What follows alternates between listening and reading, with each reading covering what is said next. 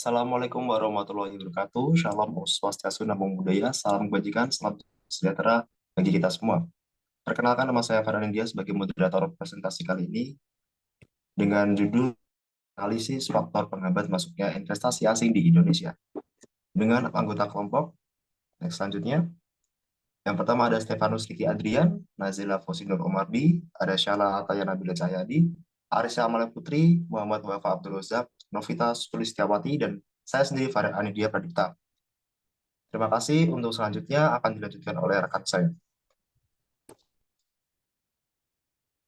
Masuk kepada pendahuluan, pentingnya kepastian hukum dalam kegiatan penanaman modal adalah tolak ukur dan juga dasar dalam kegiatan berinvestasi dengan menggunakan pendekatan pada berdasarkan basic forecasting, structuring forecasting, transmission forecasting, track record, dan cost of service untuk menguji sebuah kelayakan investasi. Peninjauan ini dilakukan terhadap risiko yang timbul dalam kegiatan penanaman modal, rentang birokrasi, serta faktor penghambat investasi di Indonesia. Di Indonesia sendiri, masih terdapat substansi perundang-undangan yang terkesan masih overlapping, yang menyebabkan para investor asing lebih mempertimbangkan permasalahan yang akan terjadi. Hal ini juga sama dengan perizinan pusat dan daerah, dengan birokrasi yang krusial serta tidak dapat diprediksi oleh investor yang menyebabkan adanya penurunan terhadap penanam modal asing untuk melakukan kegiatan investasi di Indonesia. Yang selanjutnya ada faktor penghambat. Tujuan dari kegiatan investasi adalah untuk meningkatkan pembangunan dalam bidang ekonomi yang mana dapat meningkatkan kesejahteraan masyarakat. Nah, terkait dengan banyak atau tidaknya PMDN atau penanaman modal dalam negeri dan PMA atau penanaman modal asing yang direalisasikan dalam suatu daerah dapat mendukung pergerakan serta laju pertumbuhan ekonomi. Salah satu faktor penting dalam kegiatan penanaman modal adalah diperlukannya modal yang tinggi yang akan menentukan pertumbuhan serta pembangunan ekonomi dalam suatu daerah.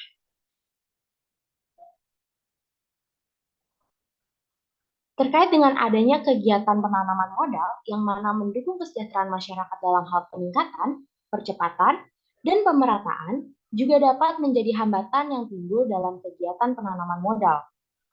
Adanya hambatan akan menghambat masuknya modal asing atau domestik. Maka, perlu adanya identifikasi terkait dengan hambatan yang ditimbulkan di Indonesia.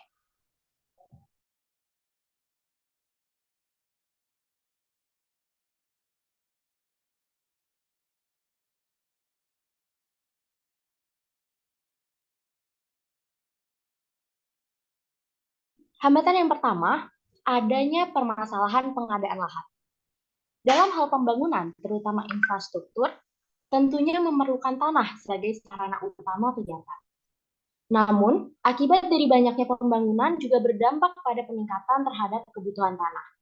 Hal ini tuh berbalik dengan ketersediaan tanah yang ada karena tingginya angka pertumbuhan penduduk. Yang terjadi di lapangan adalah meski tanah tersebut akan digunakan dalam rangka kepentingan umum, masih sulit untuk dilakukan pengadaan tersebut karena masih dimiliki secara perseorangan atau kelompok tertentu.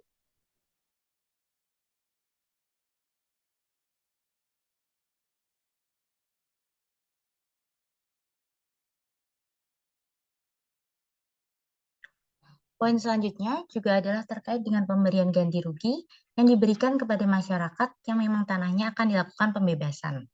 Karena banyaknya masyarakat masih menilai bahwa jumlah ganti rugi yang diberikan oleh pemerintah juga masih terlalu kecil.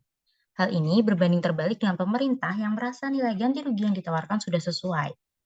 Hal ini menjadi permasalahan yang berlarut-larut, ditambah dengan masyarakat yang bergantung kepada tanah sebagai tempat tinggal dan juga lahan mata pencarian mereka.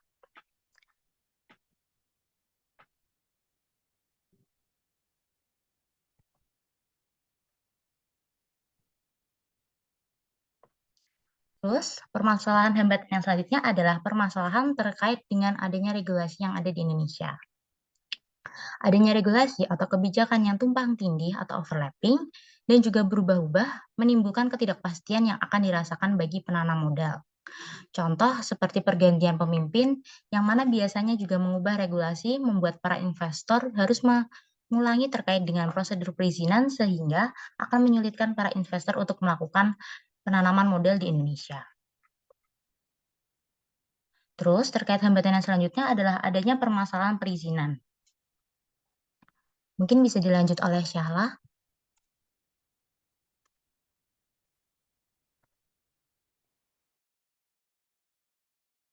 Mengenai permasalahan perizinan, belum adanya kepastian hukum akan perizinan investasi ditujukan oleh Undang-Undang Nomor 23 Tahun 2014 tentang pemerintahan daerah, yaitu pemberian kewenangan pemerintah daerah untuk menyelenggarakan urusan rumah tangganya sendiri, termasuk mengenai penerbitan perizinan dari pemerintah pusat. Seringkali perizinan dijadikan sumber pendapatan daerah sehingga timbulnya lembaga yang mewakili wewenang ini memberi izin yang kemudian menjadikan perizinan menjadi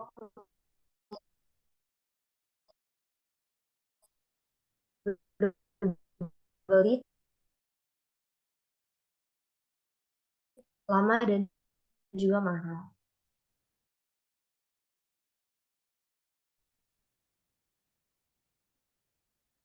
Tes. Salah. Oke, selanjutnya saya akan melanjutkan ya. Hambatan selanjutnya adalah infrastruktur yang kurang memadai, di mana infrastruktur menjadi salah satu pendorong para investor asing untuk menanamkan modalnya di Indonesia, di mana infrastruktur ini sendiri berupa sarana umum seperti jalan, jembatan, air, listrik, dan sarana komunikasi.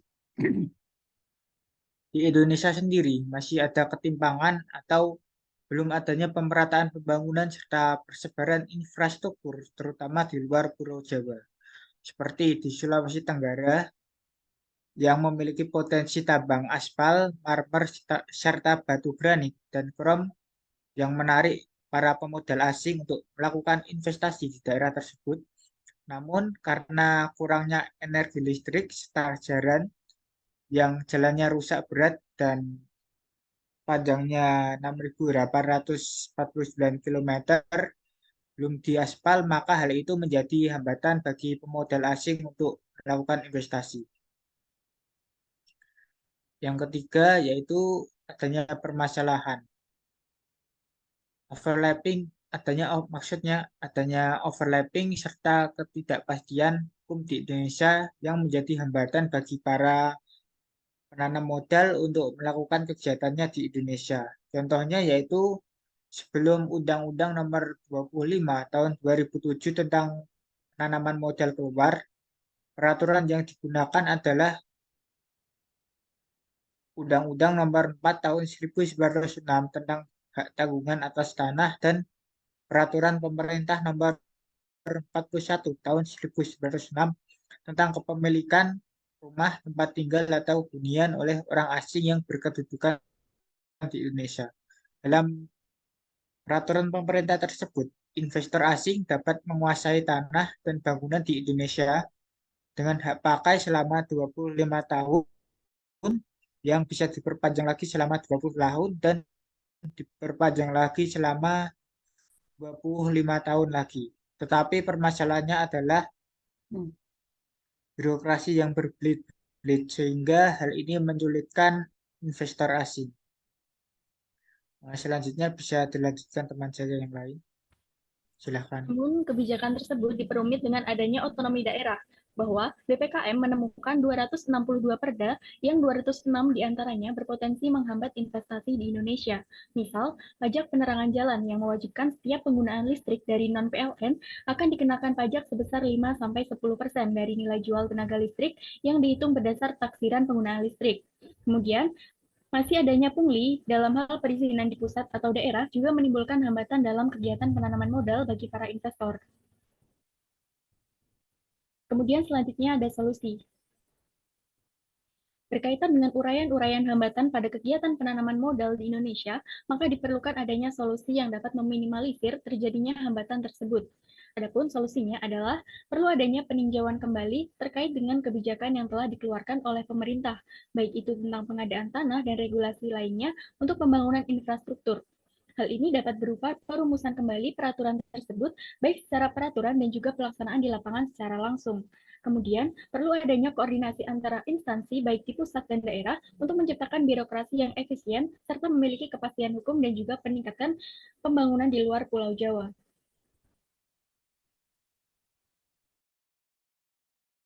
Baik, selanjutnya adalah kesimpulan. Bisa di next selanjutnya.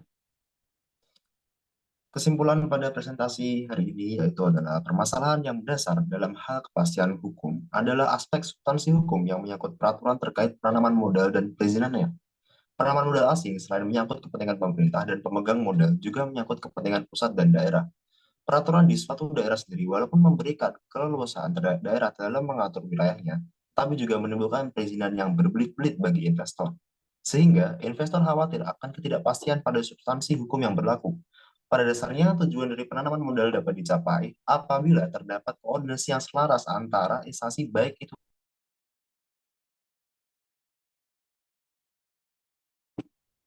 Kesimpulan pada hari ini cukup sekian, dan presentasi pada malam hari ini mungkin bisa saya akhiri.